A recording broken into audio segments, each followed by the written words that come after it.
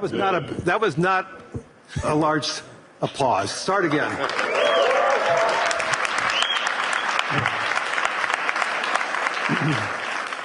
That's better. Thank you.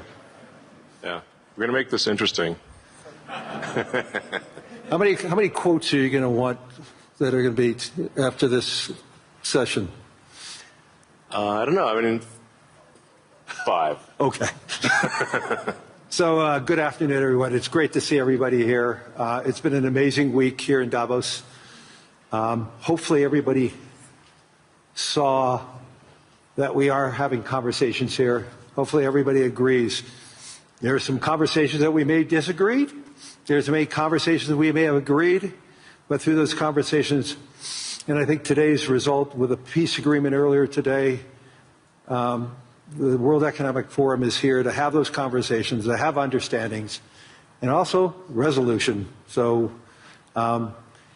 it's an important component of who we and what we are, and I'm thrilled to have Elon Musk here. He came all the way from California to be here to see all of you. So thank you, Elon. You're most welcome. I heard about the formation of the Peace Summit, and I was like, is that PIEC?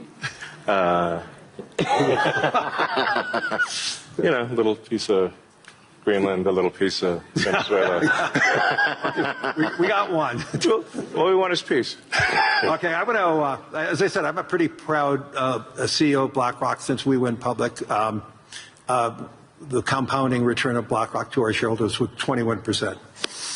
Since Elon took Tesla public, his compounded return is 43%. This is just another advertisement for everybody, especially for Europeans. This is why more citizens should be investing with growth, investing with their countries. Imagine if a lot of pension funds invested with Elon when Tesla went public, and how much return with all the pension funds that invested side by side with Elon and the growth. So a spectacular return. There's very few companies. Well, I don't think there's any other company as large as Tesla today that has that compounded return. So congratulations. Thank you. It's a good measurement. Well, we have an incredible team at Tesla, and that's the reason. So I want to get into the dirt, the meaningful component about technology, the possibilities. I want to talk about AI and robotics, energy, space, and the progress ultimately coming down to engineering discipline, scale, execution. And few people, if not anyone, has the experience and the fortitude to confront these issues head on. Not just the ideas, but the execution across so many different technologies, Elon, and that's why I thought it was important for us to have this dialogue here in Davos. So you're presently building on AI, on robotics, on space, on energy, all at the same time. When you look across those efforts, what do they have in common from an engineering standpoint? Well, they're all very difficult technology challenges, but the overall goal of my companies is to maximize the future of civilization, like basically maximize the probability that civilization has a great future, and to expand consciousness beyond Earth. So if you take SpaceX, for example, that SpaceX is about advancing rocket technology to the point where we can extend life and consciousness beyond Earth, to the moon, to Mars, eventually to other star systems. And I think we should always view consciousness, life as we know it, as precarious and delicate, because to the best of our knowledge, we don't know of life anywhere else. You know, I'm often asked, are there aliens among us? And I'll say that I am one, but or you're from the future. They don't believe me. Okay. But I think if anyone would know if there are aliens among us, it would be me. We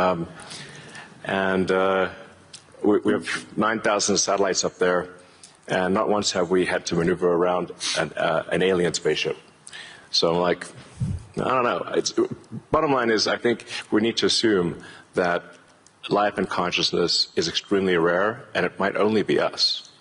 And if that's the case, then we need to do everything possible to ensure that the light of consciousness is not extinguished, because we're effectively, the way I view it is, the image in my mind is of a tiny candle in a vast darkness, a tiny candle of consciousness that could easily go out. And that's why it's important to make life multiplanetary, such that if there is a natural disaster or a man-made disaster on Earth, that consciousness continues. That's the purpose of SpaceX.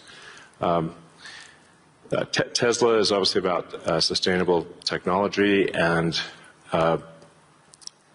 also at this point we've sort of added to our mission sustainable abundance. So with robotics and AI, this is really the path to abundance for all. If you say, people often talk about solving global poverty, or essentially how do we give everyone a very high standard of living. I think the only way to do this is AI and robotics, which doesn't mean that it is without its issues. I mean, we need to be very careful with AI. We need to be very careful with robotics. We don't want to find ourselves in a James Cameron movie, Terminator. He's got great movies, love his movies, but we don't want to be in Terminator, obviously. If you have ubiquitous AI that is essentially free or close to it, and ubiquitous robotics, then you will have an explosion in the global economy, an expansion in the global economy that is truly beyond all precedent. Elon, can that expansion be broad? Yes. Or is it narrow? And how can that be created? How can it broaden the global economy? Yeah, a way to think of it is that if you have a large number of humanoid robots, the economic output is the average productivity per robot times the number of robots. Right. And actually, my prediction is in the benign scenario of the future that the robots will actually make so many robots and AI that they will actually saturate all human needs. Meaning you won't be able to even think of something to ask the robot for at a certain point. There will be such an abundance of goods and services, because my prediction is that there'll be more robots than people. So, but how do you then have human purpose in that scenario? Yeah, nothing's perfect, it is a necessary. You can't have both. You can't have work that has to be done and amazing abundance for all.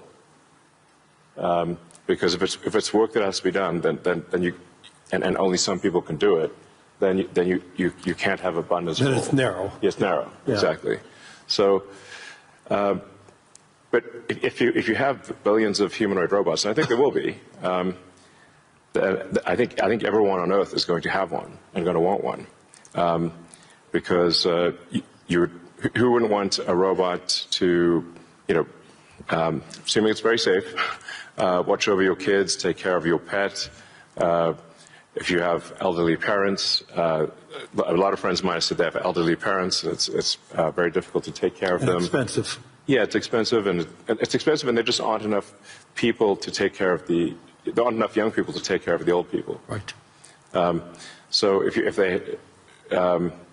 had a robot that could take care of and protect an elderly parents, I think that would be great. That would be an amazing thing to have. I think we will have those things. So, overall, I'm very optimistic about the future. I think we're headed for a future of amazing abundance, which is very cool, and definitely we are in the most interesting time in history. I think there's a more interesting time in history. But can you and I reverse aging in this new history, or are we going to see it? I haven't put much time into the aging stuff.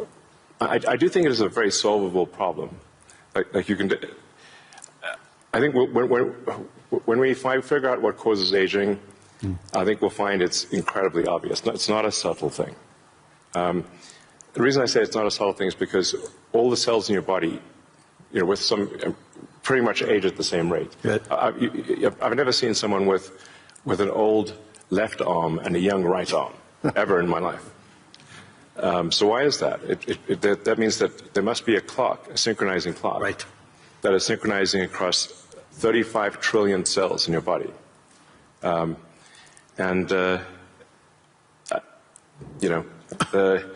There is some benefit to death, by the way. It's like there's a reason why we don't actually have a longer lifespan, because if people do live forever for a very long time, I think there's some risk of an ossification of society, of things just getting kind of locked in place, it just may become stultifying, just not lack vibrancy. But that said, do I think we'll figure out ways to extend life and maybe even reverse aging? I think that's highly likely. I'm looking forward to that. Yeah.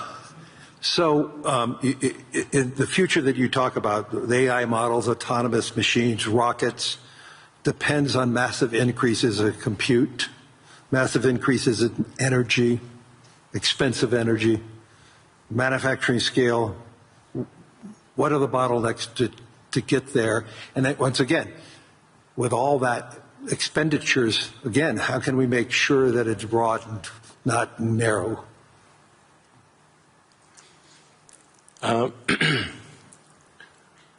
I just think the natural thing is it's going to be very broad, because AI companies will seek as many customers as they possibly can, and the cost of AI is already very low, and it's plummeting every year. I mean, the cost of AI is almost meaningfully changing on a month-to-month basis. There's open models now everywhere. Yeah. Yes, very.